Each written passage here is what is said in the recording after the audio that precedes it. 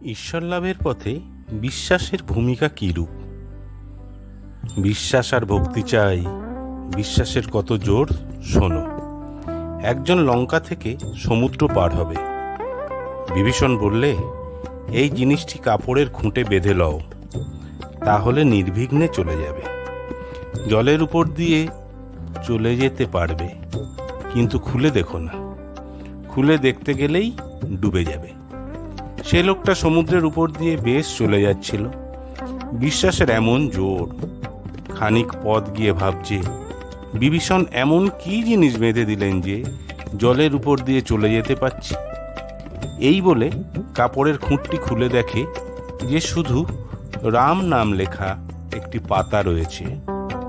তখন সে ভাবলে, এই জিনিস ভাবাও যা, অমনি ডুবে যাওয়া। কথায় বলে, হনুমানের রাম নামে এত বিশ্বাস যে বিশ্বাসের গুণে সাগর লঙ্ঘন করলে, কিন্তু স্বয়ং রামের সাগর বাঁধতে হলো। যদি তাতে বিশ্বাস থাকে, তাহলে পাপই করুক আর মহাপাতও কি করুক, কিছুতেই ভয় নাই। এই বলিয়া ঠাকুর শ্রীরামকৃষ্ণ ভক্তের ভাব আরোপ করিয়া ভাবে মাতোয়ারা হইয়া বিশ্বাসের মাহাত্ম্য গাইতেছেন।